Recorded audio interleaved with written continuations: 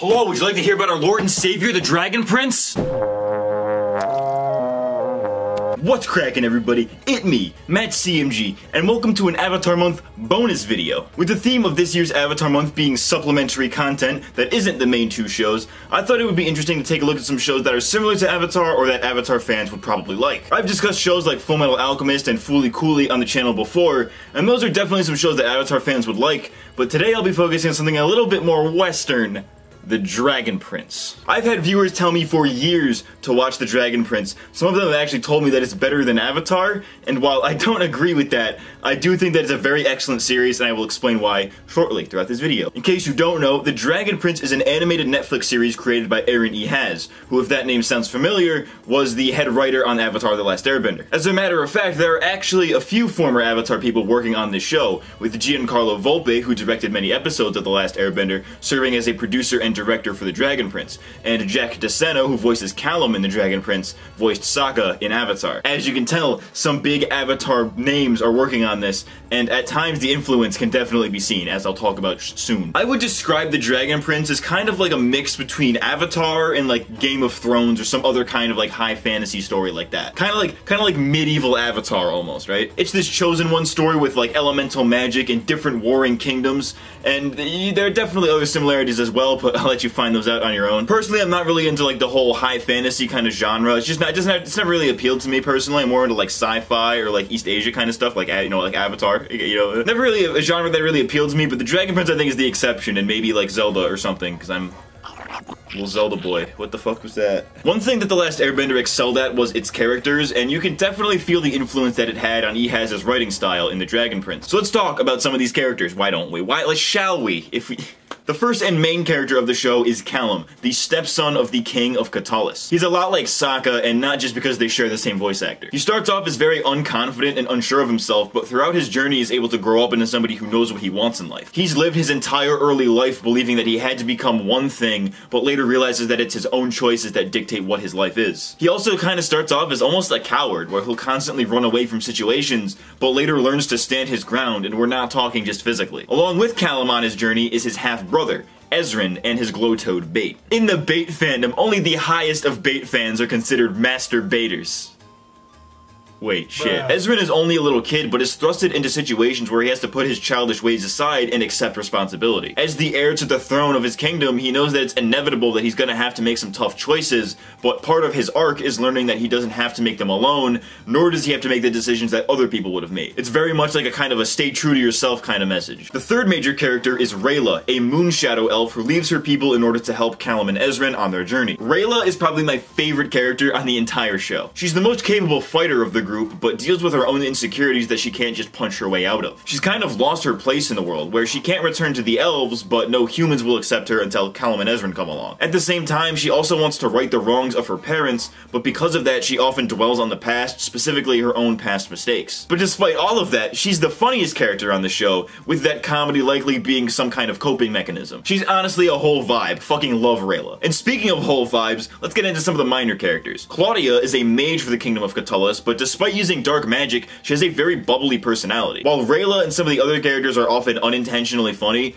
Claudia cracks jokes on purpose constantly, and seeing her laugh hysterically at her own jokes or at other people's bad jokes is just a whole ass vibe. You know, she do be kind of quirky though. Listen, alright, I can fix her.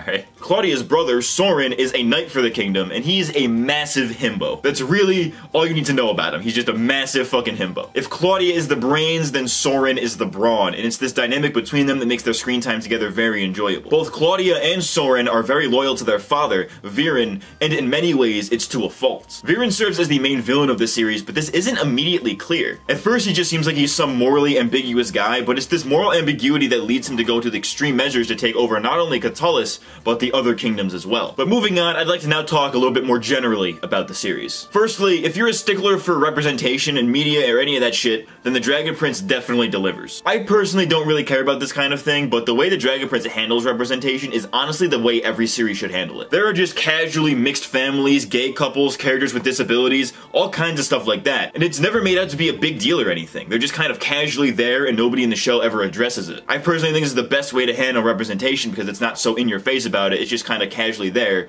and not made out to be a big deal, which is perfectly fine. The magic system within the universe isn't really all that deep, but it's explained so well that it feels deeper than it really is. There are two main ways to use magic, and the requirements are made very clear early on. The rules are pretty simple, but I think they're simple to a fault, because there are moments where a character will do some magic and shit, and you'll be thinking, wait a second, they could do that? And not necessarily in a good way. The second season specifically has a moment where some magic is unlocked in what I thought was a really half-assed way, which I think could have been way better if they had built it up more or explained the magic system a lot deeper. If you've seen the show, then you might know what I'm talking about, but I don't know, maybe I'm just fucking crazy and that just didn't appeal to me. I don't know. One thing the show definitely struggled with at the beginning was its animation. The show is 3D CG animated combined with a cel-shaded art style, and we've seen that kind of thing done well, but this shit looks fucking awful at times. The first season specifically is like watching a fucking PowerPoint presentation. It'll pause randomly and it's so jittery and weird to look at. It's like looking at a fucking eldritch being, like your eyes just can't comprehend it. Most animation, at least 2D animation, is done on 2s, which means that they draw a new picture every 2 frames. I don't know if this is the same process for 3D animation, I assume it's not because they have to like rig models and shit,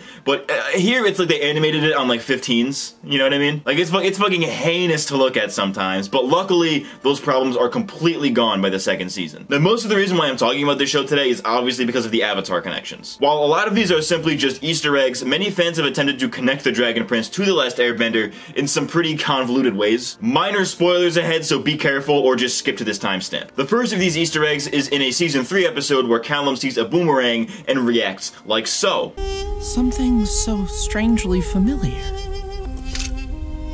Boomerang? This is obviously a meta Avatar reference, as it's referencing the fact that Jack DeSena voices both Callum and Sokka, as well as Ehaz referencing his previous work. Another of these potential references, which is pretty spoiler heavy, so maybe you want to be careful or skip to the timestamp, just may want to avoid this one, is that Callum and Reyla eventually get together, which is yet another Sokka type beat because as we all know, Sokka was in love with the moon. Reyla is a moon shadow elf. Make of that what you will. The end credits of the show usually features concept art of the characters, and one of these pieces of concept art depicts Callum in a pretty familiar situation. There are other Easter eggs like this throughout the show, albeit not as obvious, but I think it's really clear that they're just that. Easter eggs. They don't really mean anything. I've seen many fans try to craft theories about how the Dragon Prince world and the Avatar world are actually one and the same, just millions of years apart, and that Sokka is Callum reincarnated, or that's an alternate timeline, and all this convoluted shit, when I think it's really quite simple. They aren't connected at all, and these are just the writers having some fun. Not everything needs to be connected. Maniacs! The Dragon Prince only has 3 seasons as of the making of this video, and I'm glad that I watched the show when I did, because the first 3 seasons seem to make up the first arc of the Dragon Prince. It seems like there's gonna be more to it. Netflix has renewed the show for 4 more seasons, where they will most definitely pick up from where they left off. I don't know what's in store for the upcoming seasons, but I think if they got rid of that one cliffhanger setup scene at the end of the 3rd season, this could have easily been just a 3-season thing, as that makes for a nice, cohesive viewing experience. I'm definitely looking forward to more. You could definitely call me a Dragon Prince fan. If you were at all interested by what I've been saying throughout this video, then I urge you to give the show a watch for yourself. It is really short with only 27 episodes as of now, so if you have Netflix, then there's no reason not to watch it really. If you're an Avatar fan, it's definitely worth a watch for sure. But that is all for this Avatar Month bonus video, so be sure to leave a like if you enjoyed my unhinged rambling, subscribe for more videos, and consider pledging to my Patreon to help support the channel. I've been MattCMG, and I'll see you in the next one. Thanks for watching. Yeah. Yeah. Yeah. Yeah.